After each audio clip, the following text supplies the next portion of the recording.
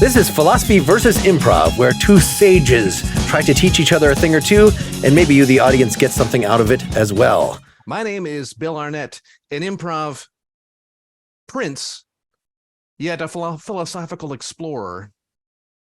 This is Mark Linsenmeyer, simulating a lifelong interest in philosophy, and growing, starting a simulation, a very local simulation of learning a little bit of improv. And we have with us a man who needs no introduction, but introduce yourself. I'm David Chalmers. I'm a professor of philosophy and director of the Center for Mind, Brain, and Consciousness at New York University. And we reached out to you in light of your new book, Reality Plus, which is, besides talking about current things in virtual reality and ethical and epistemological issues with those, I think serves as an entire introduction to metaphysics, that you go through just about every possible metaphysical view and then relate them to virtual environments. I intended it as an introduction to philosophy, actually, both an original contribution to philosophy and a way of introducing to people about, issues about reality, that's metaphysics, but also issues about knowledge and skepticism, that's epistemology, issues about the mind, and issues about value. They all come up. If you think about virtual reality and simulations, there's just no getting away from some of the most traditional issues in philosophy. So this is just a great nexus, traditional philosophy, modern technology, both at the same time. Yeah, I just saw that the Writers Guild may have finally settled a contract, but I know a big thing with them was this whole notion of artificially produced material. And is it artificially produced? When does it quit being artificially produced? Does a computer just hand it off to a writer who puts a name on the bottom? Do they get credit all of a sudden? Does the program, who gets credit? Who gets credit when a machine produces something that is, to all intents and purposes, real, you know? When I'm using a machine, I like to say I get the credit, but when the machine's not doing most of the work, maybe it gets the credit. And I'm just I'm the add-on. Yeah. Yes, one of the many issues raised is this extended view of the mind is when we have tools, do they essentially become part of our minds in some useful way of saying that just like if you're using any kind of tool, a hammer, it feels like an extension of you. You're not focusing on it, you're focusing on the thing that you're hammering. So likewise, the fact that we have smartphones means that we have some of our memory is externalized. Even a notebook, you point out, is memory externalized. And you can maybe, I think going to the point of, part of my creative process is I type in the summary and it spits out the full half-hour length script. I don't know. That seems a stretch to, it's part of my mind. Yeah. If it's just autocomplete, if it's completing your sentences, maybe based on information it already had that you had given it, some phone numbers, sure, that's fine. That's part of my mind. That's an extension. If I just put in, please write a 20-page essay on Aristotle, and it does it for me, is that just an extension of my mind? I'm imagining my students saying, ChatGPT didn't write the paper. I wrote it with my extended mind, but at a certain point that starts to beggar plausibility. I suppose it depends on how well trained it is on your creativity specifically. That if you are a voluminous writer already and you're just using this as a repository for every little bit of note taking, then sum up what I would say about this issue might just be a helpful thing, like a spell checker, because it's all stuff that was in your mind at some point and is, probably if the machine is working correctly in your style, even it would feel like you. Exactly. Some philosophers, Eric Schwitzgebel and Anna Strasser, are currently trying to train an AI system, a language model, on everything I've ever written. Which is me and which is the model. But I'm thinking once all this is done, sure, I can use this as a tool. I'm writing a paper. If it wants to complete a paragraph in my style because I'm a little bit predictable, that's okay. I'll take credit. But yeah, if it was trained on somebody else entirely, if it was like trained on Plato and I take the credit, not so clear. Yeah, yeah. I guess Stephen King could just have an AI that just only knows his material and his work. But isn't that kind of what? That? Well, that's just it. Maybe he is his own AI. Although a lot of people are going to be a lot more productive very quick. Yeah. But the quality of television is just going to drop. It's just going to plummet. I mean, yeah. Good. Bye, young Sheldon. You know, the halcyon days of canned sitcoms are over once AI. I'm making a joke. I'm making a joke about the AI writers right now are unsophisticated. AI writers next year will be better than the ones this year. Maybe the AI writers we'll have in 10 years will be amazing literary geniuses. Far beyond anything we have right now. Yeah, we worry about from generation to generation, think of all the culture. And now young people don't learn philosophy, for instance, at least in America. And so it's going down, but potentially with these aids, we could forestall, or I guess the counter argument is it will rapidly, by outsourcing to this extent, yes, we make ourselves very, very stupid. We make it, without the extension, we're stupid. Mm-hmm. Right. With the extension, we're smart. It's like, once writing came along, Plato was complaining, Socrates was complaining in the Phaedrus that now no one can remember anymore because they just write things down instead. And we remember without writing, we remember less, but with writing, we remember much more. So I take the view that, writing has actually been a good thing, and that maybe some of this technology can be a good thing because it actually extends our capacities. It's that kind of kids these days argument that people are always making. And back in the 20s, it's kids these days with their flapper dresses and straw hats doing the Charleston. They're not going to, every generation talks about the kids these days. So therefore, maybe none of them are of any. I don't know. Kids these days riding their bikes everywhere, and no one can walk like they used to, Yeah. Kids these days with their horseless carriages. All right. So the difference between this and the Partially Examined Life that you were on before, or one of the interview shows you'd probably normally do, besides the fact that we're generally free-forming here, but that should point at the direction of, so Bill had some improv related lesson to come in. I didn't have to come in with a philosophy one because you had a whole book that I listened to at very fast speed to get ready for today. And so I have a bunch of things I can ask you, but 1.5 times, 2 times, 3 times. It started at 1.5 to get through the last little bit. It went up to 2.5. So I'm not sure how well that sunk in. But it could have fooled me because the fellow reading it had a very similar voice. At least he had an Australian accent. But then he occasionally say. They got an Australian actor to read the ebook, Grant Cartwright. I gather he's quite good.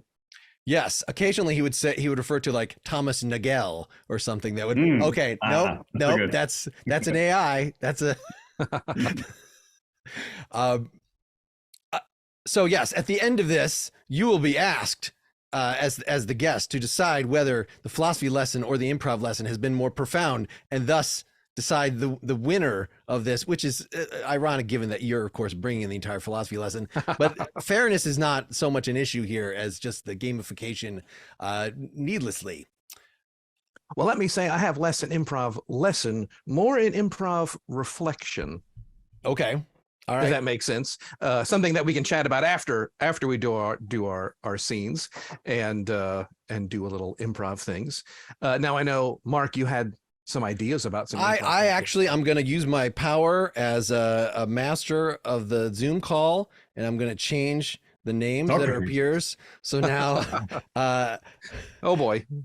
Now we've got Bill is Glaucon, and David is Socrates, and I'm gonna do. Oh, I'm forgetting if it's Thrasymachus is with an S. It is with an S. Does this mean I have to be really annoying and I can only ask questions? Well, now we have entered the realm of challenging you out of your comfort zone. Socrates, I was here with my my friend here, and he was saying that we're all in a simulation, and I think that's bullshit. That the only simulation is just that the leaders of the country are constantly trying to screw him, but it's not the gods trying to screw him. Can you just do your little questiony thing, Socrates, and convince him he's a dumbass or whatever, however you want to do this? How could you tell, my dear Glaucon, that we're not in the simulation? He just told me to come with him. Why am I here again? What's my job? You're either arguing that you're in a simulation or not in a simulation. Whatever you like. Okay. What?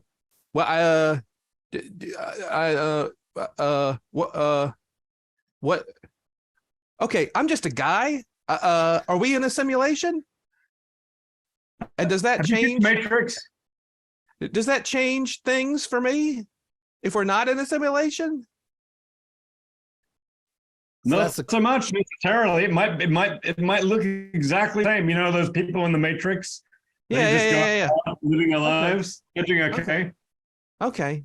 Yeah. Well, I mean, just like, the king has kind of raised some taxes and things. I think it's kind of unfair. And I'm that kind of stinks. If it is a simulation, does that mean I can overthrow the king? Would that be what mindset do I need to take on to better my life? The king is just going to be the king of the simulation. It turns out there might be an overlord in the outside world who created the simulation. That's going to be like God, emperor of simulation. And it's like, you really want to change things, talk to the simulator. Oh, okay. Can we hook that up? Can we talk to the simulator? You can't talk to the simulator. We can't talk to the simulator. I mean, unless you take a red pill. It could be a red pill simulation. You never know. But it's just, well, if we can't talk to the simulator, then why have the argument? If we can't even, why does it matter if we can't tell? Can we tell? It's not like my wife is glitching or anything. I mean, if it's a perfect simulation, we'll never tell. A perfect simulation, they'll have programmed in no glitches. But maybe we can hope this is an imperfect simulation. They've left a bit of room for glitches and a bit of room. Maybe we can stress test the simulation, see if it breaks down. And maybe maybe if we do a good enough job, the simulators will want to talk to us and say, hey, how'd you do that? I mean, Glaucon, I don't know if you've had the experience of seeing the thin skin that seems to cover reality, with something hideously wrong underneath it, just wrong against life. It seems like you were expressing something like that when we were drunk a couple nights ago. Well, yeah, I mean, we were drunk, and that was before I started seeing a therapist. But I mean, sometimes life does seem to kind of suck. I mean, through a veil, I guess I talked about. But again, okay, is that the truth? Does life suck? Is that what we're getting at? What do you think, Glaucon? Is it preferable to be in a simulated world or in unsimulated reality? Which do you hope for in your heart of hearts? Well, I mean, unsimulated, I guess, unless, I mean, are the chicks hotter in the simulated world? You know what I'm saying? Is the food better? Where's the good wine? Am I rich in the simulated world? Am I rich in the, I mean, I guess, I mean, if I'm being all philosophical, I guess real is better than fake real, but I mean, maybe they're just different kinds of real. Why should a physical real be better than digital real? Digital real is real too. Yeah. I mean, yes. I mean, I love my wife. I'm not going to lie, and don't tell her this, but I did have an affair, and there's a piece of me that felt bad about that. You know what I'm saying? But she'll never know. Why should it matter? Well, I know she'll never know, but I'm just saying, like during the act, I was feeling like this isn't right, or this isn't good, or that. But you're saying if it's a simulation, then it was definitely okay. Is that your thought? I'm saying maybe it was just a poor sim, or I wished it was a simulation. I wish it was like, when we first met, my wife and I, and like we really loved, it was like hot and heavy and nice and pleasant, and the physical acts were happening, but now we've got lives, we've got duties, we've got kids, and things, and it's Is this like if awesome. it's cybersex, it doesn't count? If it's real sex, it counts. Cybersex doesn't count, or is that just emotional cheating? Yeah, I don't know. That's why we're talking. What is that's I think that's the question, isn't it? I guess. But yeah, I guess real would be better than not real. But it sounds like if you physically enter into a intimate situation, but you're not really into it, then it's as if there's less reality to that than if your whole right is it's not a matter it's merely the physical, but of the surrounding structure, the rules, the emotional component. So it's almost like it didn't really happen. Like it was. The bodies are real, but the emotions need not be. It's like if something's emotional, so it didn't happen. It's not real. Did I just get a get out of jail free card here? I know Socrates is all about minds or bodies. Right. Body if it gets me off. I mean, or mind. Okay. I just thought Socrates you were known maybe for... it depends what your wife cares about, your mind or your body. That's rough. That's going to be rough. That's rough.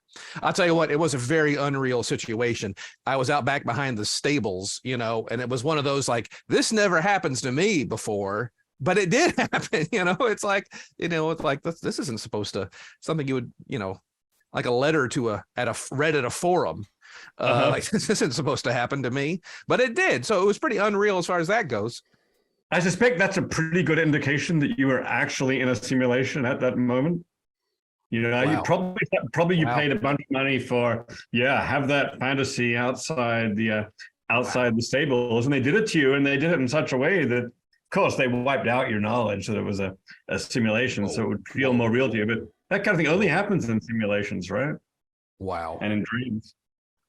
Well, and my understanding is that, at least according to the view I normally hear associated with you, Socrates, is that it's not the physical and particular that really matters. Like if he was just loving the beauty insofar as it was present in each of his spouses, it's like the beauty is one and the same, right? There's different instantiations, but those are all less real than the beauty. It's the beautiful itself. So Glaucon, I mean, think about it. You were having a relationship with beauty itself. It might have incidentally appeared in multiple individuals, but you're basically faithful to the beautiful. Yeah. Do you think she'll buy that? I mean, does she care about? First asked, did she care about mind or body? Now it's going to matter. Does she care about the universal or the particular? If she only cares about the universal, what you did was great.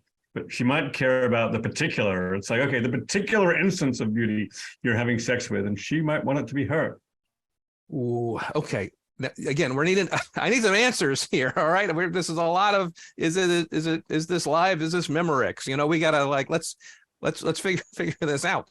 I mean, if this is a simulation, is there any way to take control of the simulation? Do I have more agency in a simulation? If it's a perfect simulation, maybe not, because there's going to be no way to reach the controls. Maybe we can try and communicate with the simulators. Send them a message. Hey guys, we're on to you. Talk to us and take control. But if it's a good enough simulation, maybe there's nothing we can do about that. We have agency within the simulation, but it doesn't mean we control it. I mean, in the physical world, we don't expect to have control, but we still have agency. It's not like agency means you have to control everything. It sounds like church.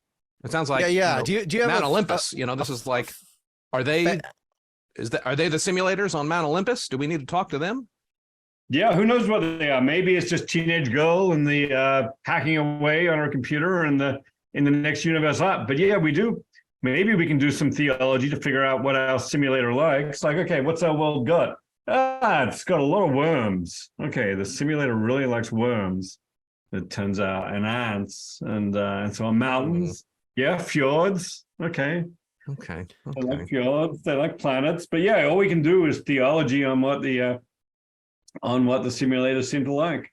I mean, that always with the thinking, Socrates. It's take action. Do you have a fatted calf, Glaucon? If we just go down, I have the Temple of Apollo calf. Yes, I took a fatted calf to the Temple of Apollo. And at the time, I just thought I was being nice. Now I'm learning about this whole simulation. I'm seeing this thing from another angle. Well, I slaughtered the fatted calf as a sacrifice. It would have tasted great, but Apollo can have it. And I mean, now I'm questioning maybe Apollo doesn't want fatted calves, you know? I'm not simulated fatted calves. I mean, Well, not simulated fatted that's calves. the problem here, is that how do the sense of the simulated thing reach to the gods if it's merely a simulation? The trouble is, inside the simulation, as we know, everything tastes like chicken. Fatted calf is going to taste like chicken. If your fatted calf tastes like chicken, that's a sign you're in a simulation. Wow.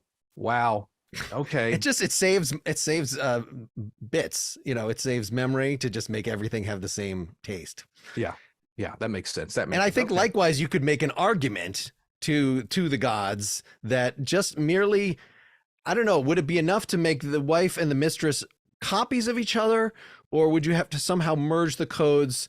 Maybe if they share memories, would that help? Then they would be considered the same individual, or would they just, you know, oh crap, I now remember from the other woman's point of view that you were unfaithful. The fact that they were separate, does that matter to them being now the same?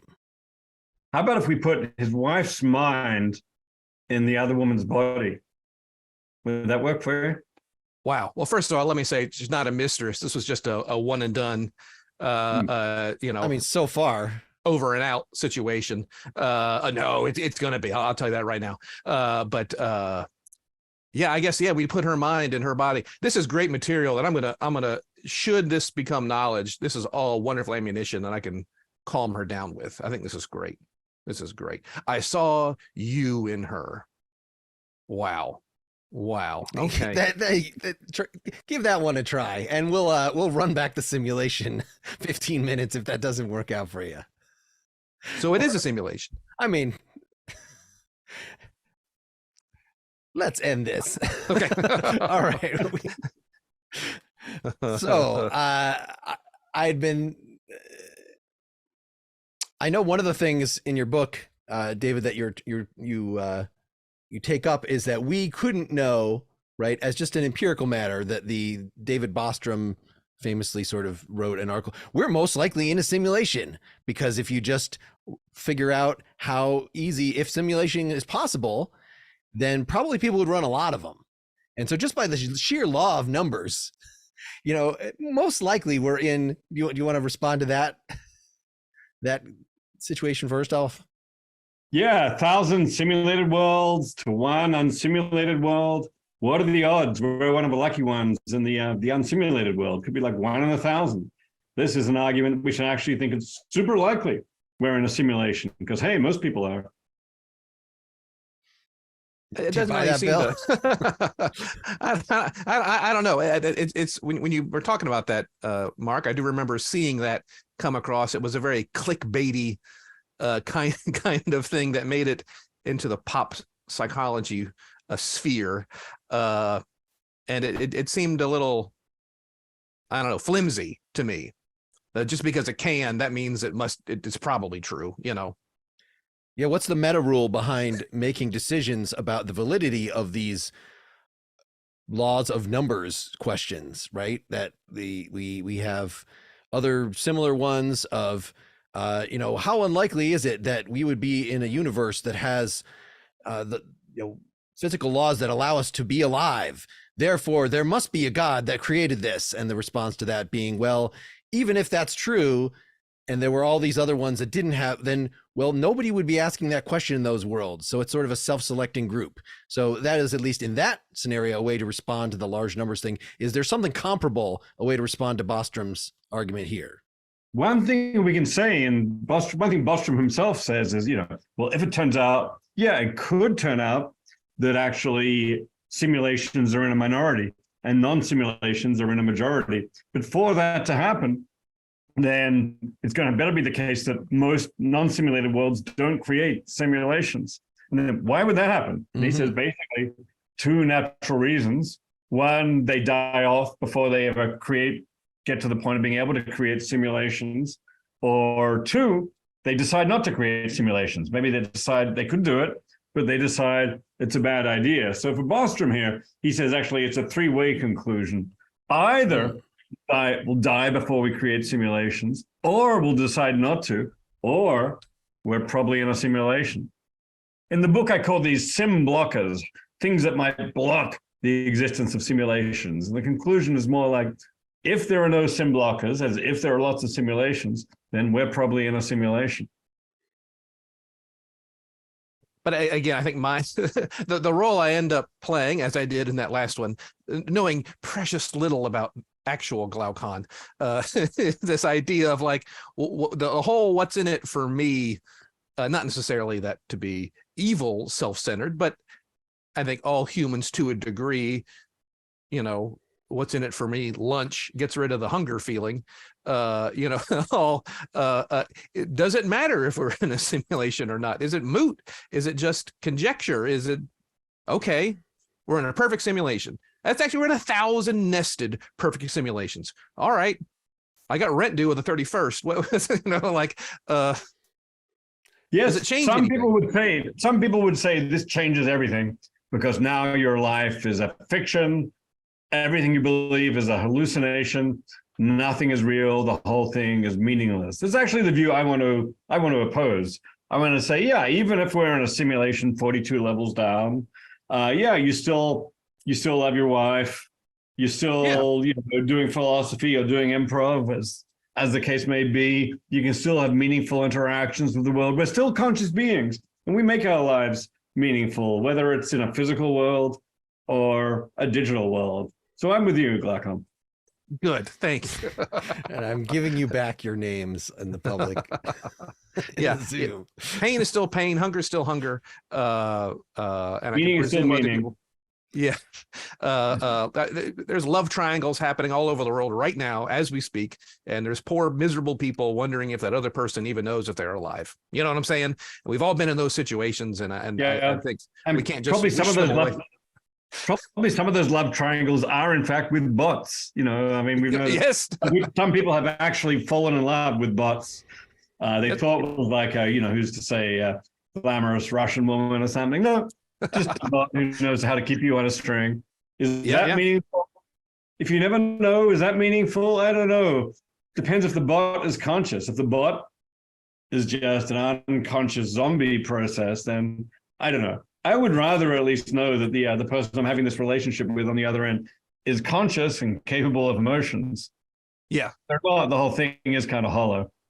Well, if I want to invest my emotion into something, I would like to see it reciprocated in some regard. And I don't think that's gross or broken of me. And I think people who do fall in love with bots do fall in love. They do feel what they feel. That's not. What if it turns out the bot is not feeling anything? The bot is just behaving, no feeling. Does that suddenly, in retrospect, just so you find this out, does that make the whole thing kind of hollow?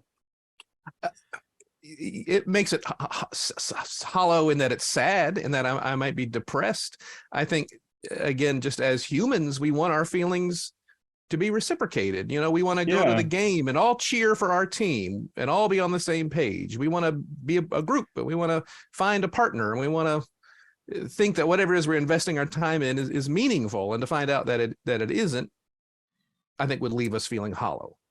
Maybe that's one respect where it does make a difference, whether we're in a simulation or not. Just say the simulation, they're all unconscious, but all the other people are mere NPCs with no consciousness. And that would not be so great, because then it's going to turn out, I thought my feelings were reciprocated, but they weren't. I thought I was actually having a meaningful conversation with another conscious being, but I wasn't. So, okay. So we care about consciousness, at least. I think it's that we make presumptions and we don't want to be lied to or deceived. And in that regard, simulations can be deceptive, but if they may not necessarily be deceptive. Well, yes, that's one of the main things, we've covered. Are we in a simulation now? And you conclude, well, we can't actually rule that out. But even if we are, as Bill's been saying, it's okay.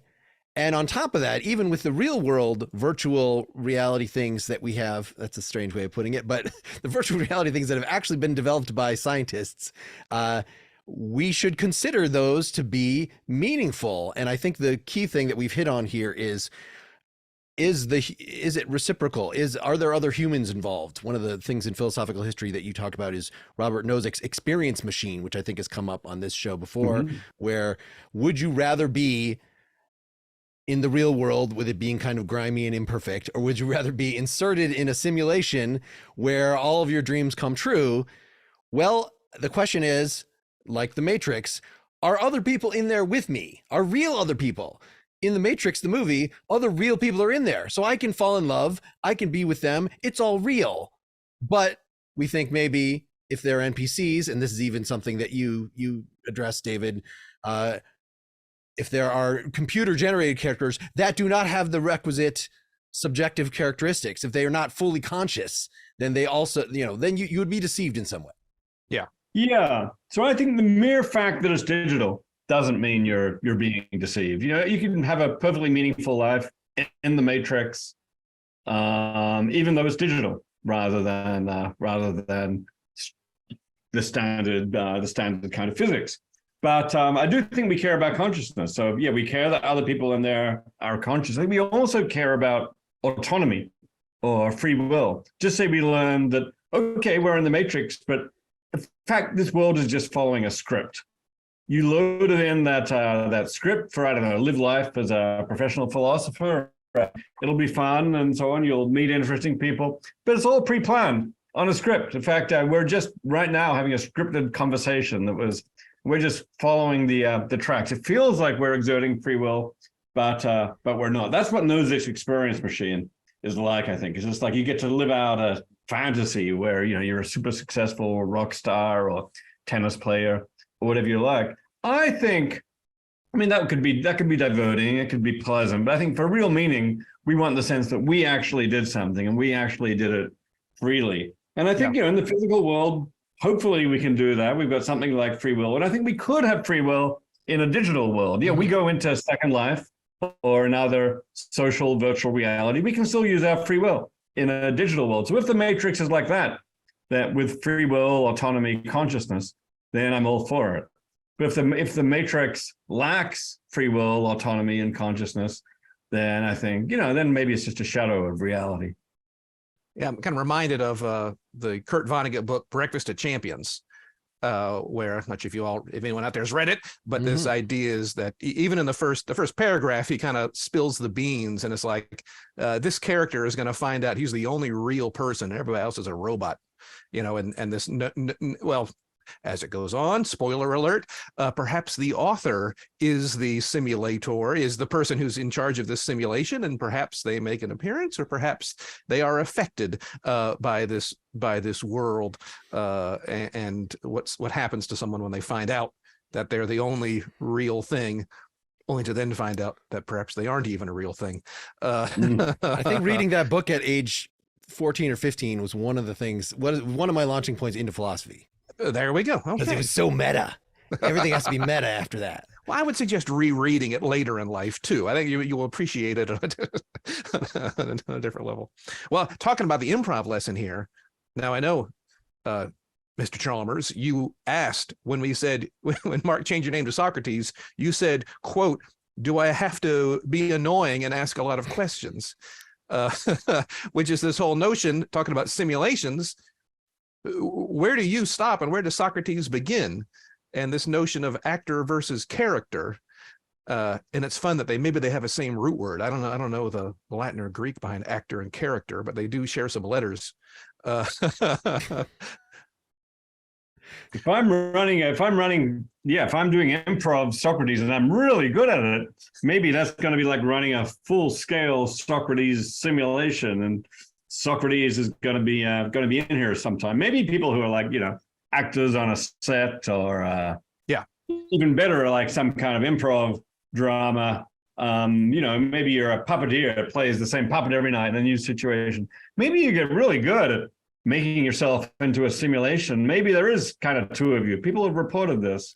Wasn't there? There was a book about this, Love of Seven Dolls, where like she loved the puppet, but she hated the puppeteer.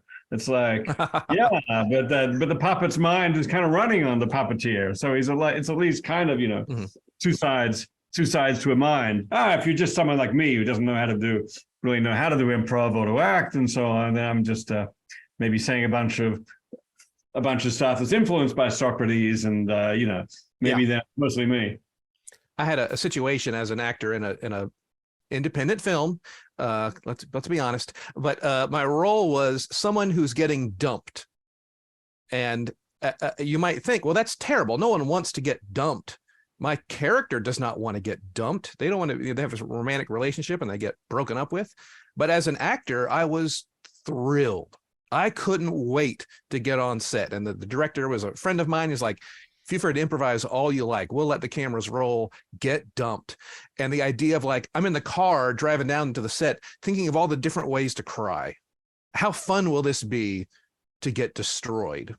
And it's just one of those, it's like, it's not me. It is this other person, but this other person, something terrible is happening to them. Why am I enjoying the pain this other person will be experiencing? And one of the things I was clumsily gesturing at during the scene was, like with romantic relationships, that actors, they have to do all these love scenes and things, and yet, oh no, it doesn't count.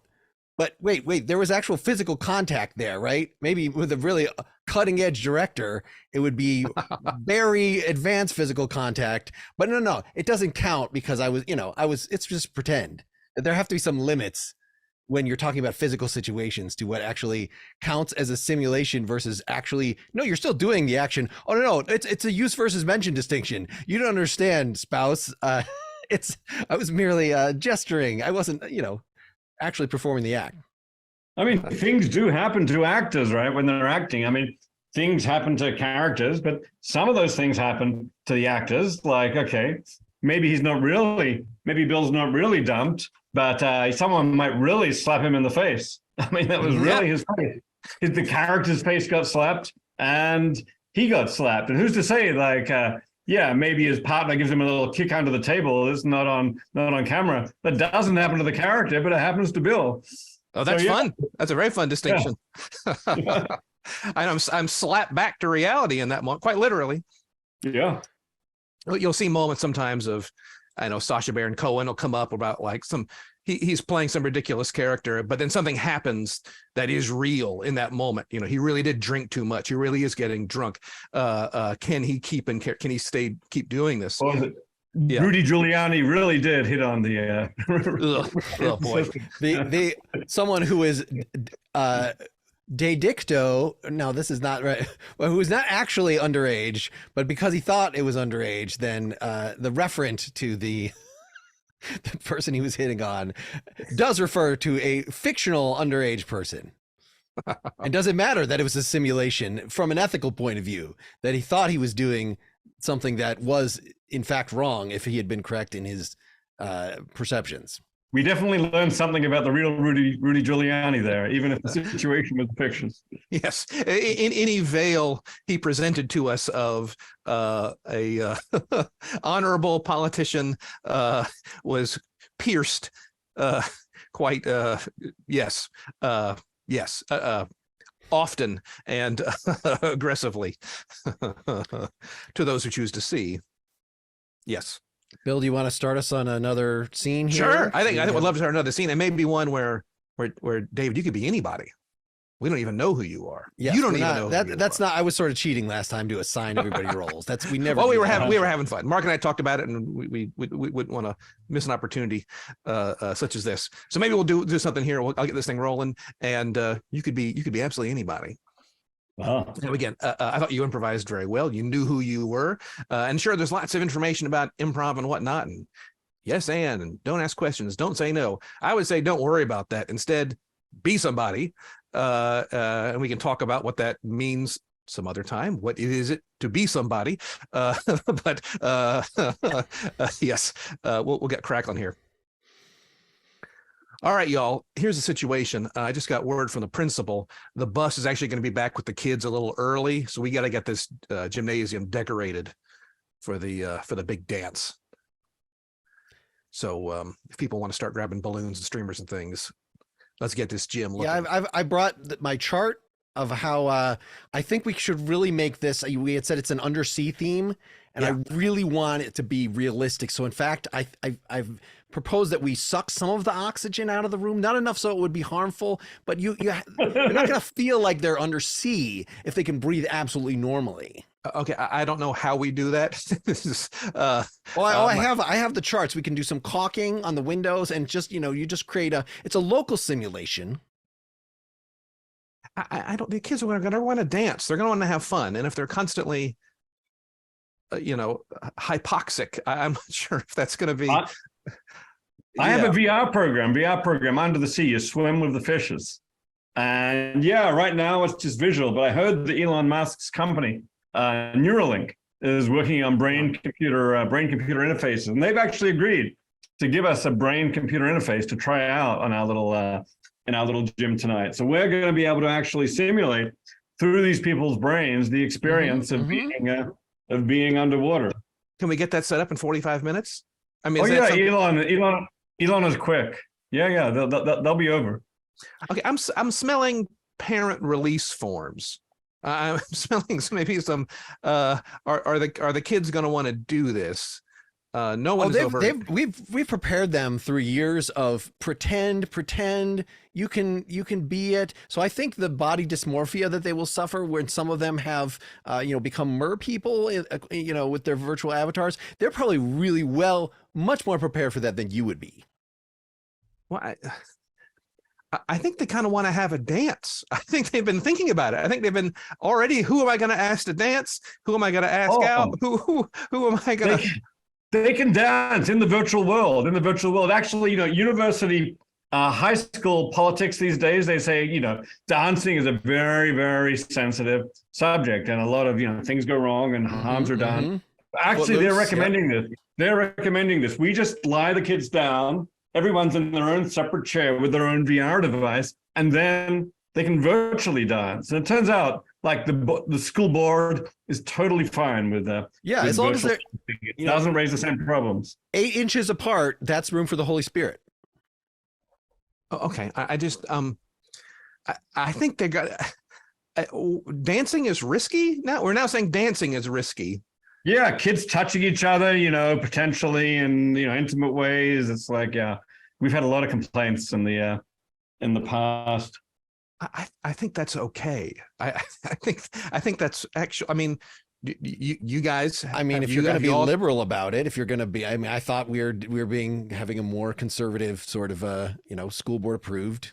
Damn. This is Oklahoma. This is in Oklahoma you gotta stay with what's okay in Oklahoma. In Rome, we do as the Romans do, but in the Midwest, we do as the Midwesterners do. And so in Oklahoma, they would rather have VR headsets and people lying on the ground. As long as they don't say gay while they're doing it. But really, I mean, the great thing about a really developed VR is it can actually teach them about other cultures, that it's not just that they are as themselves in a different physical environment, but we can insert, the mores that we want them to have directly so that they are not dancing in any way, even virtually, beyond the pale. Yeah, the school board said no touching. They said it's just a rule, no touching. And the kids thought that is no fun. So actually now they get to do some virtual touching. That's okay with the school board. Maybe it's not quite as good for the kids, but hey, there's a bit of that experience, that touching experience. And it's like they get to intertwine their tentacles. The ones who check, I guess. The ones who check that box on the form, yeah. Well, we're just trying to control them. We're just trying to control their experience. Is that all this is? All this is? We don't trust them to make decisions. We don't trust them, so we're just trying to control them. Is that what this boils down to? Haven't we always done that? We've controlled our kids' experiences. It's just a question of what you control and what you let them get away with. Well, yeah, yes. Don't eat poison. Don't ride bike on the interstate. Do enjoy your life. Do explore. Shouldn't we be doing that too?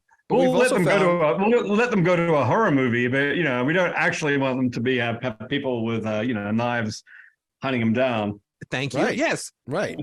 So we don't say, if you just say don't eat poison, they're going to go right out and eat poison. So you got to give them a way in the virtual environment. So we have certain things that are poison in the virtual environment, and that'll just, give them a little time out, but they'll get to try it and say, poison's not for me. You have never, the only way you have learned any lesson, Mark, is by doing the opposite of what your parents say. You've never believed them when they say don't touch a hot stove. You never trusted them. Does anybody? I mean, yes, to a certain point. I didn't need to touch the hot stove. I was told not to. I saw what happened when you put never food on touched the a hot stove. thing. I didn't want to be a hamburger. I didn't need to touch it. Some of these kids like experimenting with like, a new body and so on. Already even in the physical world, they're doing things, their bodies, their identities. This virtual world is going to give them a chance for a lot of exploration. Can we make it optional? Can we make it optional? Can we set up maybe in one side of the gym over in the weight room, we can set up this VR thing. If they want to do that, they can, but we'll have music. We already paid a DJ. We've paid a DJ. We've got food coming. Can we make it optional? I mean, yeah, because we have the cattle prod folks that can stay in the physical space, and that'll be fine for controlling. But I think that we're not cattle prodding. Once they've experienced the cattle prod once, and then they'll prefer the virtual. I think we can train them to prefer the safe options. I think we'll do a 2x2 design. We'll have the ones who are in the physical space who choose physical space. Some of them will be in physical space, but some of them will be in a simulation of physical space. And the ones who choose the virtual space, some of them will be in a virtual space, but other ones will be in, I don't know, some kind of physical space that's as close as possible to that. Then at the end, we'll debrief them and we'll ask them, how meaningful was that for you? We'll turn it into a science experiment. Exactly. Right. It's every kid, Friday night, 10:30, let's debrief. And that's going to go over real well. David, was part of that half the people who are in the virtual know that they're in the virtual, and half of them don't know that they're in the virtual, so that they don't know. They don't know till afterwards, and then afterwards they find out they were in the virtual. I like this. How does that affect their take on the experience? It's like, does that mean it was nothing, or do they say, hey, that was still incredibly meaningful, or horrible, or beneficial? Or can you all not smell the liability that's going on? That's a burning in the back of your nose. Elon has agreed to cover the liability for all of us. And if you look at the consent forms, that doesn't mean it's good. I mean, it's like the consent forms let them choose, virtual or non-virtual, or surprise me, right? And I think most consent forms nowadays have a surprise me feature. A surprise me box on the consent form. Wow. I consent to being surprised. Yeah, I wouldn't you? I mean, it's just kids love surprises. Like if you ask your kid, would you rather we just bring the presents into you unwrapped already, or would you rather we wrap them? They're going to choose. They want to experience the joy of discovery. But when they also say, do you want us to grab something off your Christmas list, or would you rather a surprise? I think most kids, I want something off my list. Yeah. Or maybe one or two surprises. The stocking can be surprises, but Santa better deliver the Xbox. I think that's yeah. Okay, it sounds like we should have done a little more market research in terms of, I knew some wanted the Murr experience, some wanted the tentacles, but there could be things that we haven't even thought of. I mean, do people want to be? I would think being an actual clam, an oyster, where as soon as you open it to get the pearl, the oyster is dead. So that was one that I had ruled out. But is that something we should have asked them if they would like to be dead? I mean, again, in a virtual, safe way. Isn't that what horror movies are? Is to experience the fear of death, and I guess the actual death in a removed way. But we want to know we're going to survive. Yeah, we want to be surprised, but we want to know the ultimate outcome is going to be good. Mm-hmm. So yeah, free will and autonomy are good as long as it ends well. I'm a clam. Someone opens me and takes my pearl. What am I seeing on my headset? What am I hearing while I'm a dead clam? Zero, death, nothingness, just darkness, silence. Yeah. I mean, some of these have to be game over. Yeah, artists' depictions of what they think death might be, but we could maybe put some real research into this and find what near-death patients report, and really feed that into the algorithm. Okay, let's get a bunch of high school kids and have them go through near-death experiences as realistic as we can imagine. Wow. Surprise me. Surprise me. I mean, it also makes sense if from what I understand, the more you study philosophy, the more prepared you are for death. So maybe something with the honor students, they get a slightly different experience because they're already used to shunning their bodies. And so, it's not as big a deal with them. They're sort of atemporal already. Maybe we can do like a really realistic death scene, and then like they die and like they're in the gym.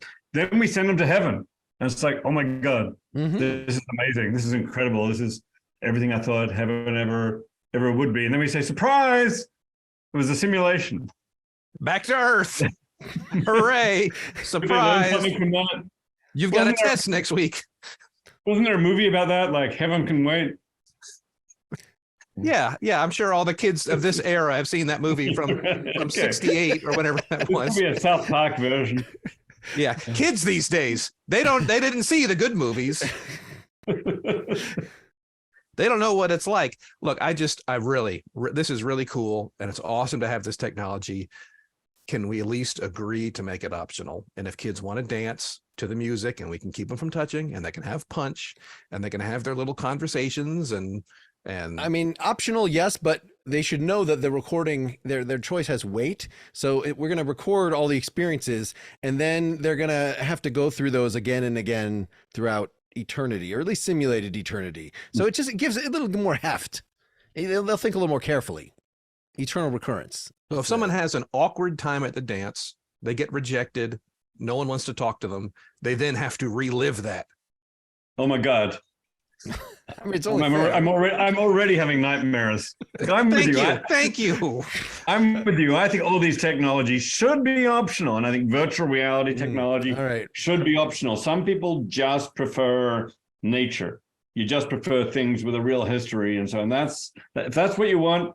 No one should be forced to hang out in virtual reality. They can hang out in physical reality. On the other hand, we also know, maybe smartphones are optional, but how optional are they these days? It's like everyone else is using a smartphone. You don't go along with it, you're going to miss a lot of stuff. It could turn out that if you don't go along with VR at the end of the day, you're going to be missing out on a lot. So there's going to be a lot of social pressures. Yeah, I guess that's enough consequence that if they don't choose the tentacle experience and the rest of their classmates are going on about their tentacle experiences, they're going to feel like, I guess I made the wrong decision. And that's probably enough of a learning experience. You keep going to tentacles a lot, Mark. It was on the survey. I mean, I'm sorry. It's not my fetish. There's one theory that this whole universe is created by 26-dimensional octopuses. And I guess, that they might have that tentacle fetish themselves. So maybe we're seeing a bit of a hint of our simulators' preferences here. So if you don't have a tentacle fetish, Bill, that shows that you're actually somehow fallen from the original state. You're not reflecting our creator. Okay. Sorry. We've talked about keeping these kids safe, and now we're speaking openly about fetishizing tentacles. I think maybe we should just get this gym ready and let the kids have a dance. And if they want to have a VR experience or miss out on either, they can miss out on either. The VR people will miss out on a boring dance, and the dance people will miss out on a simulated reality that hopefully won't glitch and hopefully won't crash and hopefully will be pleasant. How about we do it two consecutive Friday nights? We'll do the physical reality dance. We'll do the virtual reality dance. Both of them will be optional, open to whoever wants to do them, and we'll see how they like them.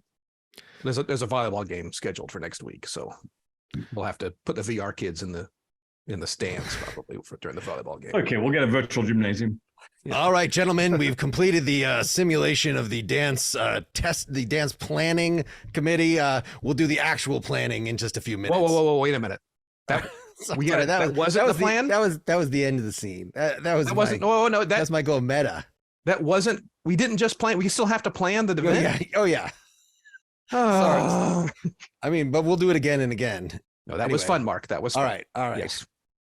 I try to come up with some way to end these things. I usually do not succeed, but what did we decide? Have we ended? Have we ended? Yes. We're oh my God. How do I know whether this is real or simulation? Base level reality. Oh my God. We may be in the play or we may be back on Earth and I've got no idea. that is the danger when a scene is just a conversation and we've already been having a conversation, but it just lets us have conversations less responsibly. That's the secret of the formula. They have a similar temper, timbre, tempo. Yeah, one of those things. One of those words. But that was fun, and it's this idea of the difference between character and an actor. Now, Mark, you don't really want to keep kids that safe, do you? No, but I was wondering, as a serious thing, about does it ever work to tell kids don't touch that thing? At least they have to generalize they have to touch some things they're not supposed to touch and have a bad experience.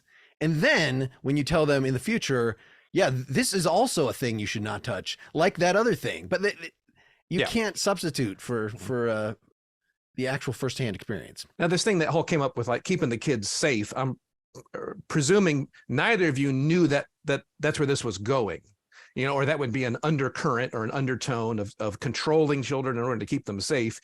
You all just took the point of view of this VR thing is a good idea, but it was in taking on those people and exploring them. Let the cat out of the bag here. It was in taking this. I think VR is a good idea. Great. And questioning it and being questioned about it and having to put on that point of view, we arrived at this kind of eerie control. It is about control. It is about I control your experience, and it's kind of gross. It's kind of, should we even be? Is that at the end of the day? Is that what all these simulated realities will end up being? We're always controlling kids' experiences. More and more these days, right? So yeah, this is maybe a logical ending point. We'll only put our kids into approved realities to have approved experiences. Yeah. Maybe once you're 18, you get to choose your own experience. Not until then. And you are completely equipped to make a wonderful decision. Will there be the Apple kids that they'll be controlled in, no jailbreaking, versus the Android kids that will, it'll be sky's the limit. Oh, boy, then there'll be the OpenAI kids who have already been uploaded to the cloud. Yeah. The AI systems. Those Unix kids, they always think they're better than everybody else. Oh boy. I'm a Unix kid. There we go. Yes. Yeah. I'm really in contact with the fundamental level of reality, the bits, the digits. Yes. So I feel like in your book, David, you already do a lot of what we've been exploring or pretending to explore in these improv things, which is that, okay, now we're going to consider Bostrom's argument. So you're going to actually make Bostrom's argument. You're going to be Bostrom for a minute or steel man him. You're going to be the ideal Bostrom and give that version. And that's just what the play acting that Socrates was actually against. He thought, no, you should just speak truth. Whereas the people he was arguing against, the sophists, said, no, you could argue, they're like lawyers. You could take any side, argue it. And that's actually how you get to the truth, is that you take on multiple characters, as of course Plato was doing in writing the dialogues, that he was Glaucon and Thrasymachus and Socrates. I think I was being sincere in the book, actually. I was arguing for what I think and what I believe. Yeah, along the way, I can tell you someone else's argument and so on. But come to the end of every chapter or the end of the book and so on, I'm saying, this is what I think. So any philosopher can say, well, my opponent will say blah, blah, blah, and then we simulate my opponent. But when I say in my voice, this is what I think is true, then, I'm trying to speak the truth there. Because ultimately, I think, philosophy is all about knowing the world, understanding the world. I want to understand the world. Yeah, I think that's great. So when you climbed into the mind of Carnap for that many years to then build your Constructing the World book, this is obviously it's not in bad faith, but it certainly involves some intellectual exploration that I think is beyond what would be Socratically approved. You mean like thought experiments and trying on ideas from different traditions and so on? Why is Socrates going to be against that? Or perhaps you were just that, and this is throwing back to our discussion from 10 years ago, that, that you wrote this book, Constructing the World, based on, growing out of Carnap's Aufbau project, which to me is one of those, it seems profound. a lot of philosophers I think are profoundly wrong, but I want to enter into their world long enough to understand it. And so I felt about Carnap similarly the way you probably feel about Hegel, say, or maybe this would go to no, I got a flavor of Hegel, and that's why I don't read Hegel. I don't know. I think Carnap was onto something, and he didn't get everything right, but I'm trying to go through it and say, here's what he got right. Sure. Because I think where he got right, I think we got real insight into reality. So I wasn't just play acting on exploring Carnap there. I was sincere. All right. Well, this was in my improvisatory attempt to try to connect the worlds of philosophy, as David does it, and improv. Bill, do you have any more connections about improv or? Well, the second we start talking about simulations, this idea that comes up, I mean, it's just to scratch the surface, and there's a million and one.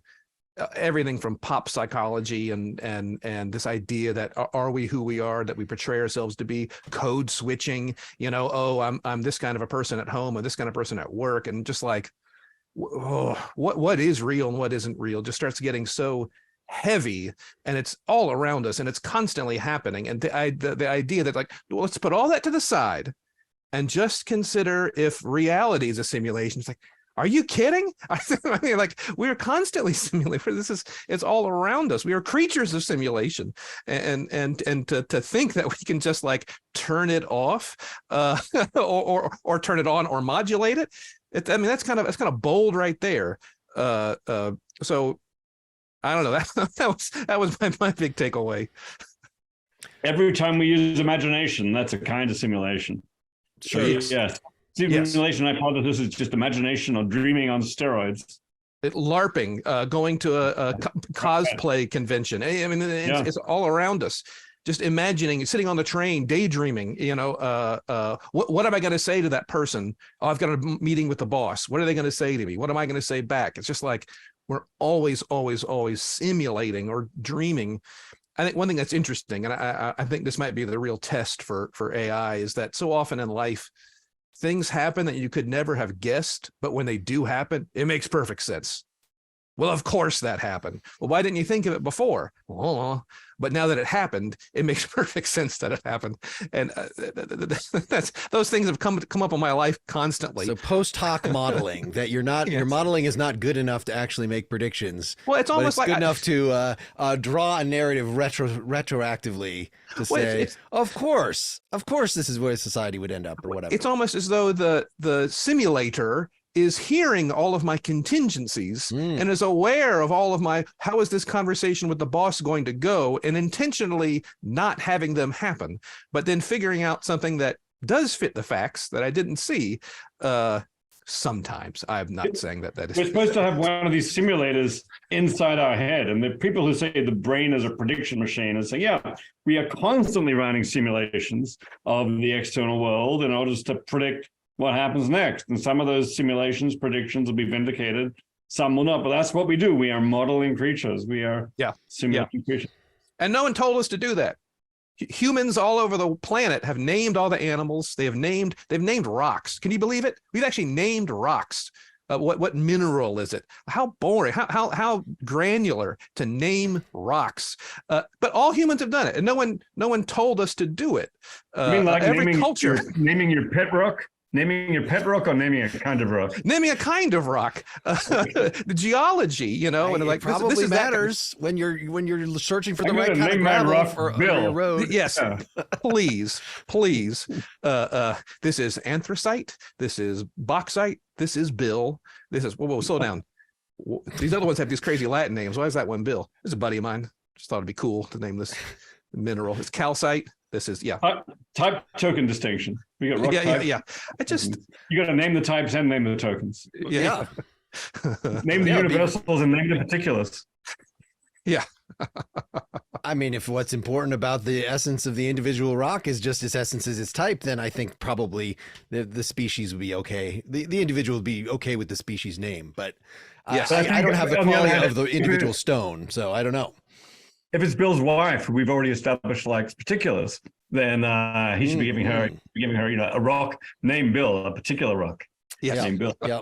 Here is Bill. I'm okay with a type of rock being named after me as well. But But of course, Billion. yes. Yeah. When you And then I sneak do out of the something- house at night, Bill, and want to put rocks so it looks like you're still in your bed, they have to be the same rocks every time. They can't be just the same type of rock. Yes. And if I leave it out in the rain and it erodes ever so slightly, is it still Bill? It's not It's gonna still Bill. It's not gonna do the job. All right. So to wind this up, David, now you've sat with an hour with this nonsense. If philosophy wins, that means that you feel like if you just let me explain my position, it would have been much more clear to the listeners by now. Versus if improv wins, that means, well, we got to have some extra fun and they can always go just listen to a lecture of mine. So I did my job here. What do you think? I don't know. Look, I think we got some good philosophy, but I think we mostly got that good philosophy out of the improv. So I'm thinking improv wins as a root, not in its own right, and as a root to philosophy. Excellent. Thank you so much for humoring us and showing up to this. An honor to talk to you again. Super fun. Super fun. I certainly had a lot of fun with it. Yeah, this is a very distinctive philosophy experience, and yeah, I got some firsthand knowledge of what it is to simulate, which is hopefully going to be valuable. All right. So long, listeners. Reality everybody. Plus, very good book. At a bookstore near you. Cheers. I should sell my soul. Bankrupt. Bankrupt. Bankrupt.